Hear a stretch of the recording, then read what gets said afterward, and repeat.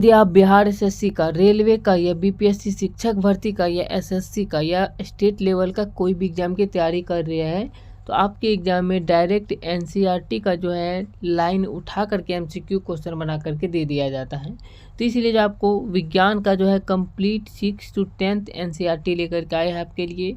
और ये एसके झासर का जो एनसीईआरटी बुक है, एनसीईआरटी का निचोड़ 6 to 10th का, इसमें टोटल 396 पेज है। और इन 396 पेज से भी निचोड़ करके जो है टोटल 42 पेज का पीडीएफ बनाया गया है, जिसको जो आपके लिए कंप्लीट जो है थ्योरी क्लास चालू है। तो चलिए, इसे 13वां पार्ट है, इसके पीछे के वीडियो को भी जा करके जरूर देख लीजिएगा, प्लेलिस्ट में डाला गया है।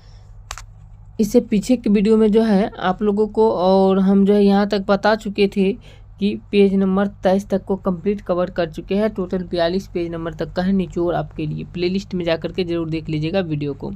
अब बात करें तो यहाँ तक को हम लोग समझ लिए थे, अब आगे समझने वाले थे सूर्य का प्रकाश। सूर्य का प्रकाश, सनलाइट के बारे में समझने वाले थे।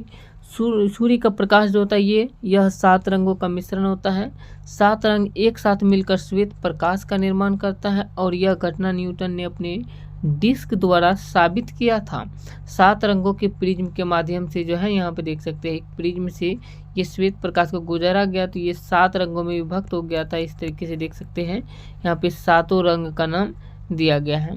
और लाल रंग का धैर्य एवं वेग सबसे ज़्यादा होता है, यहाँ पे देख सकते हैं, और सब कुछ जो है बाद बाकी सब कम होता है। अब ये हो गया प्रकाश के बारे में समझ गए होंगे। प्रकाश के बाद आता है कॉर्निया। कॉर्निया जो होता है इसे स्वच्छ मंडल भी कहते हैं। सबसे ज़्यादा प्रकाश का अपवर्तन जो है कॉर्निया से होता है, और आँख में प्रकाश यहीं से पहुँचता है। कॉर्निया के माध्यम से ही आँख में प्रकाश पहुँचते हैं, और नेत्रदान में इसी का प्रयोग किया जाता है। नेत्रदान जब करते हैं तो कॉर्निया का ही प्रयोग जो है किया जाता है। अब आगे बात करते हैं परितारिका क्या है। परितारिका की बात करें तो इसी के कारण आँख का रंग भूरा बैगनी होता है, और यह पुतली के आकार को नियंत्रित करता है। परितारिका जो है पुतली प्रकाश की मात्रा को नियंत्रित इसी के कारण करता है, और अतः मुख्य रूप से परितारिका प्रकाश की मात्रा को नियंत्रित करता है।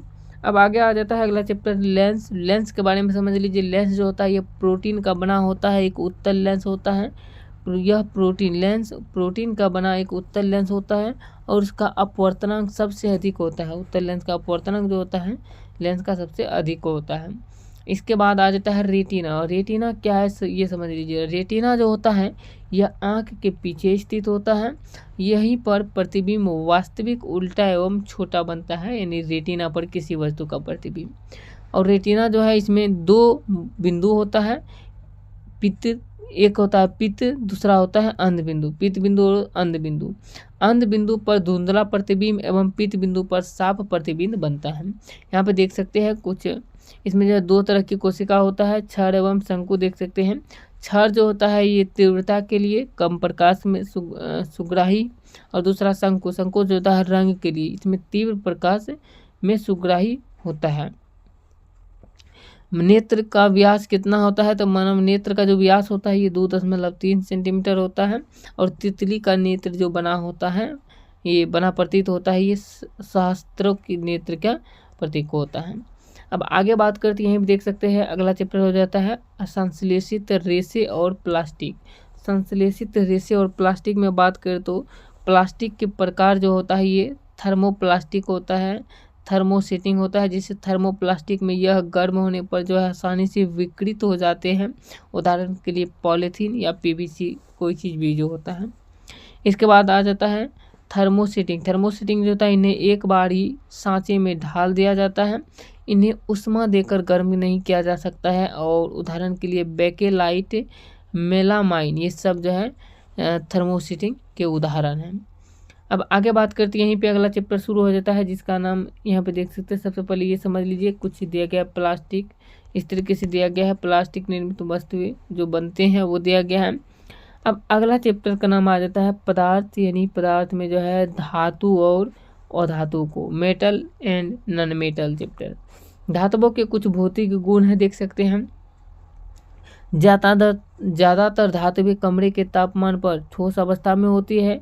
उदाहरण के लिए लोहा, निकेल, तांबा, एल्यूमिनियम, जस्ता इत्यादि जो होता है ये जो है होते हैं। और अपवाद के रूप में यहाँ पे पारा एकमात्र ऐसे धातु है जो कमरे के तापमान पर तरल अवस्था में पाया जाता है। सभी धातुएं जो होती है कठोर होती है, लेकिन कुछ अपवाद में है, जैसे सोडियम और पोटेशियम जैसी धातुएं नरम होती है और इन्हें चाकू से आसानी से काटा जा सकता है। यहीं पे बात करें तो धातुएं जो होता है जैसे सोना, लोहा, चांदी, ये चमकदार होती है, जिसका अर्थ है कि वे चमकदार दिखती है और अपनी सतह से प्रकाश को परावर्तित करती हैं। और यहीं पे चांदी और एल्यूमिनियम जैसी धातुएं लचीले होती है, जिसका अर्थ है कि उन्हें पीट कर पतली चादरें बनाई जा सकती हैं। और धातुओं का वह गुण जिसके द्वारा उन्हें पीट कर पतली चादरें बनाई जा सकती है उसे अघात वर्धनीयता कहते हैं। यहीं पे बात करें तो देख सकते हैं दिया गया है यहाँ पे कि धातुएं जैसे एल्यूमिनियम और तांबा तनी होती है, जिसका अर्थ है कि उन्हें खींच कर तार बनाए जा सकते हैं। सामग्री को आसानी से आकार देने या तारों में खींचने के गुण तन्यता कहते हैं। और धातुओं को ध्वनि युक्त कहा जाता है, इन पर प्रहार करने पर ध्वनि सुनाई पड़ती है। धातुएं ऊष्मा और बिजली के सुचालक होते हैं। जो पदार्थ अपने माध्यम से बिजली के प्रवाह की अनुमति देते हैं उन्हें ऊष्मीय चालकता कहा जाता है। अपवाद के रूप में शीशा और पारा ऊष्मा के खराब जो होता है कुचालक संवहन है। अब यहीं पे बात करता आ जाता है, देख सकते हैं यहाँ पे दिया गया है अधातु पदार्थ की तीनों अवस्थाओं में पाया जाता है। अधातु जो होता है पदार्थ की तीन अवस्था में पाया जाता है, जैसे ठोस में, द्रव में और गैस में। देख सकते हैं ठोस में पाया जाने वाला अधातु जो होता है ये आयोडीन, सल्फर, फास्फोरस, कार्बन, और द्रव के रूप में ब्रोमीन पाया जाता है। गैस के रूप में फ्लोरीन, ऑक्सीजन, क्लोरीन और नाइट्रोजन पाए जाते हैं। इंपॉर्टेंट पॉइंट है कि धातुएं ऑक्सीजन के साथ अभिक्रिया करके धातु ऑक्साइड बनाती है, जो प्रकृति में क्षारीय होते हैं। और अधिकांश धातुएं पानी के साथ प्रतिक्रिया करके अपनी हाइड्रोक्साइड और हाइड्रोजन मुक्त करती हैं, जैसे K+H2O से अभिक्रिया करके KOH+H2 साथ में ऊर्जा मुक्त होती है। इस तरीके से दिया गया है। आगे बात करें तो ठंडे पानी के साथ प्रतिक्रिया। ठंडे पानी के साथ प्रतिक्रिया की बात करें तो सोडियम और पोटेशियम जैसी अत्यधिक प्रतिक्रियाशील धातुएं ठंड पानी के साथ प्रतिक्रिया करके धातु हाइड्रोक्साइड बनाती है और हाइड्रोजन गैस मुक्त करती हैं।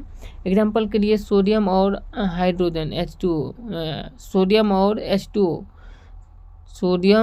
H2O से अभिक्रिया करके यानी H+H2 अभिक्रिया करके इस तरीके से बना पाते हैं। अब यहीं पे बात करते दिया गया है, देख सकते हैं कुछ कि अधिकांश धातुएं तनु खनिज अम्लों के साथ अभिक्रिया करके लवण बनाती है और हाइड्रोजन गैस मुक्त करती हैं। उदाहरण के लिए मैग्नीशियम एक धातु है जो सल्फ्यूरिक अम्ल के साथ अभिक्रिया करके मैग्नीशियम सल्फेट और H2 गैस बनाते हैं। मैग्नीशियम Mg+H2O से अभिक्रिया करके MgSO4+H2 बनाते हैं। धातुओं का उपयोग कहाँ कहाँ होता है ये समझिए। धातु जो होता है इसका उपयोग की बात करें तो एल्युमिनियम के रूप में। एल्युमिनियम का उपयोग तनी होने के कारण ऊष्मा का संचालन करता है। बर्तन बनाने में, बिजली के तार बनाने में इसका उपयोग किया जाता है। अधिक दूर तक विद्युत सप्लाई में AI का उपयोग किया जाता है। और सोना, चांदी, प्लेटिनम आभूषण बनाने में किया जाता है उपयोग। पारा जो होता है ये थर्मामीटर में उपयोग किया जाता है और तांबा बिजली के तारों में उपयोग किया जाता है।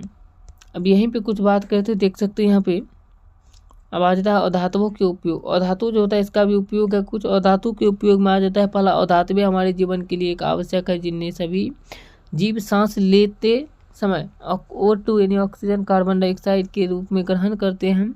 और पौधों की वृद्धि को बढ़ाने के लिए उर्वरकों में अधातुओं का उपयोग किया जाता है।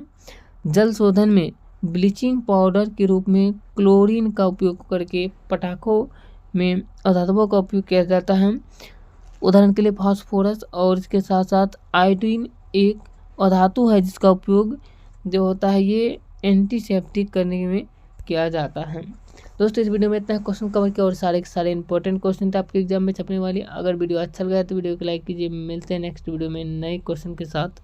जय हिंद।